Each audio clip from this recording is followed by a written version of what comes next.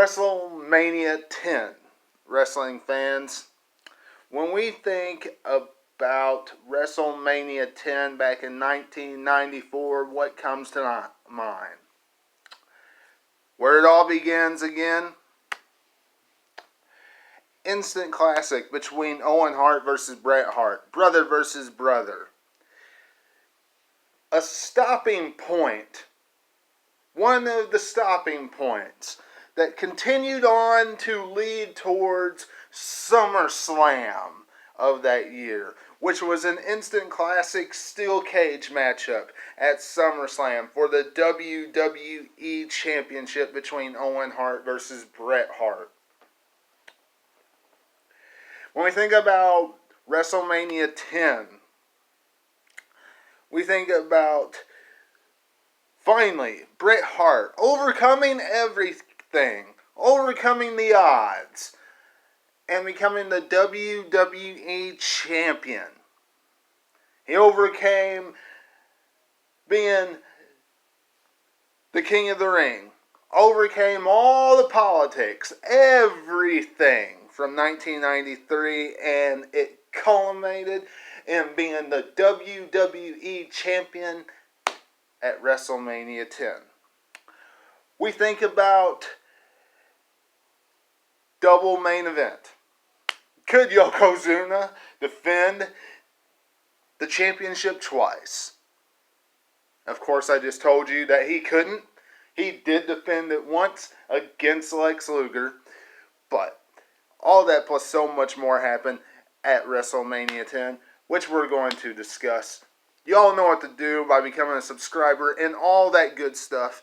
Do that today. Alright, wrestling fans, but let's dive into this WrestleMania 10. A show that, quite frankly, when you look at the card, a little lackluster.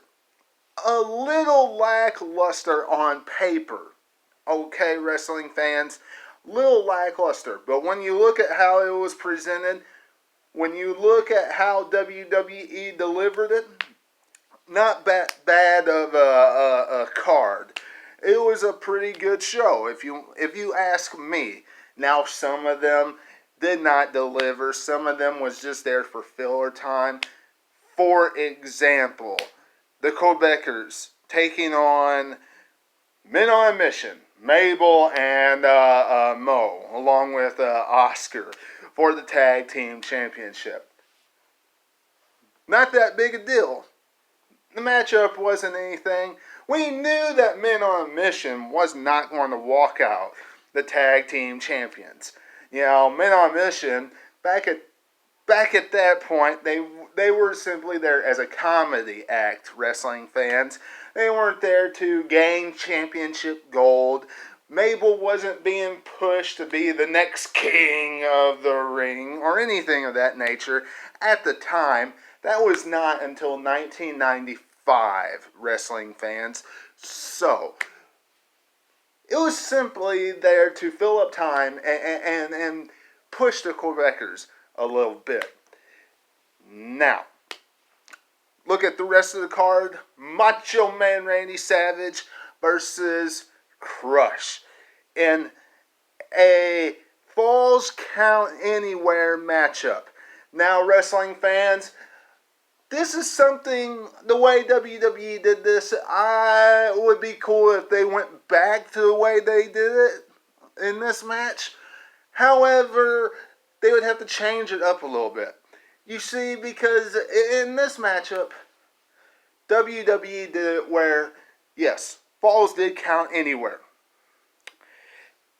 But you had to get back to the ring within 60 seconds. And then once you get back into the ring, your opponent had 60 seconds to get back into the ring as well. So, that's cool. Alright, and if they got back into the ring, then the match continued. That's cool. Alright? Well, if that's the case, then you couldn't pin the person inside the squared circle. Now, at one point, Vince McMahon because those Vinnie Mac and Jerry King Lawler had stated, pin him, in the squared circle, pin him in the ring. You know, they were in the ring and he was telling them to cover him. Doesn't make any sense. If they had to be in the squared, if they were in the squared circle, if they were in the ring and you're telling them to pin them and they have to get back inside the ring, the match would continue. So they would have to change it up a little bit. But it would be cool if Falls Count Anywhere went back to something like that, those type of rules. Make it a little more interesting for Falls Count Anywhere matches today in WWE.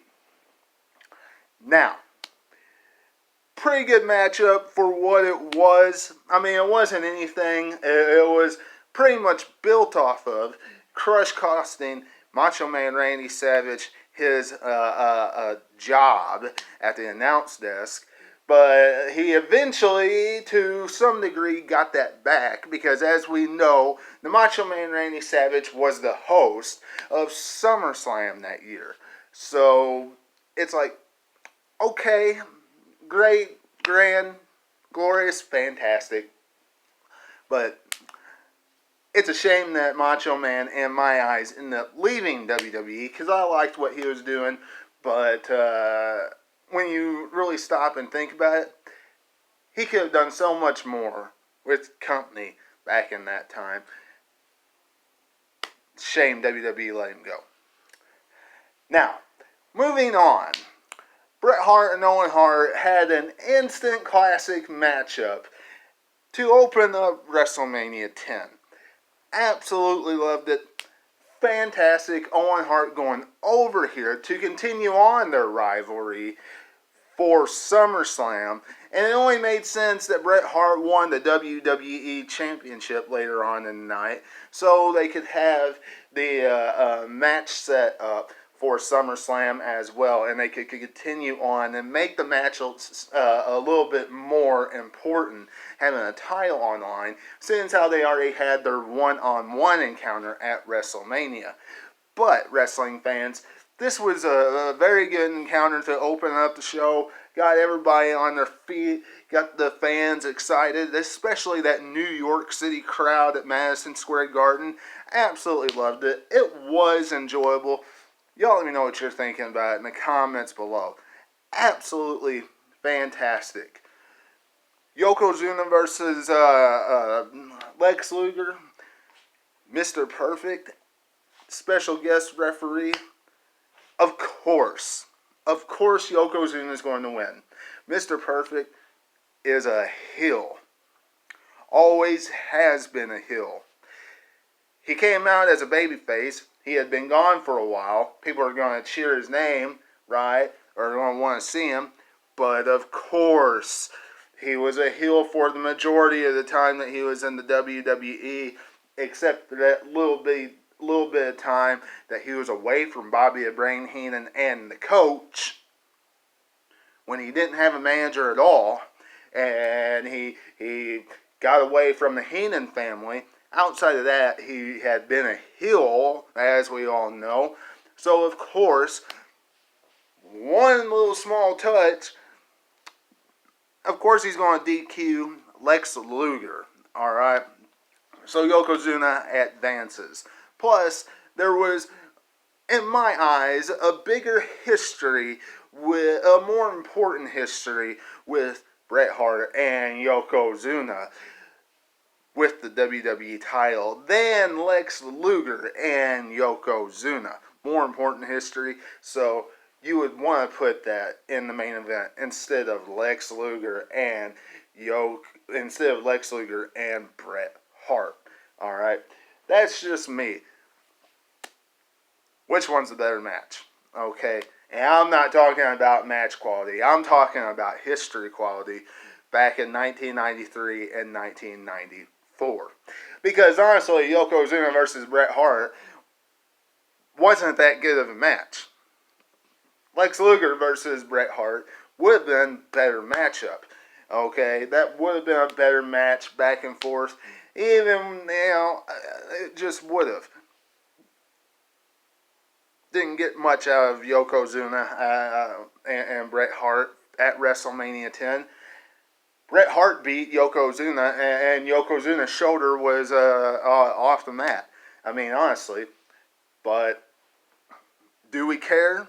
Of course not. We don't, because we wanted Bret Hart to be the WWE champion. Had Roddy Piper out there knocking everybody out, knocking Jim Cornette out. It was great. It was a great time to see that, and everybody likes to see Roddy Piper out there because he's fantastic. But it was really nice to see it. Now, as far as the ladder match is concerned, can't get any better than that. First ever on pay-per-view ladder match. Absolutely fantastic. Razor Ramon, Shawn Michaels, instant classic, and what a match to get people pumped up, especially going into the main event. And it was a great way to set up to get people hyped, even though we didn't know at the time they were going to have that second rematch, that rematch at SummerSlam the following year in '95. That would have been, now that you think about it, that would have been a perfect setup for the rematch in 1995. Having Razor Ramon win this contest and then have the rematch at '95 SummerSlam. Perfect setup for it. But telling you what, absolutely fantastic ladder match between Shawn Michaels and Razor Ramon. Razor Ramon, the undisputed Intercontinental Champion, holding up both IC Championship belts at the end of the matchup. Absolutely fantastic. Loved it. Earthquake, very easily disposed of Adam Bomb.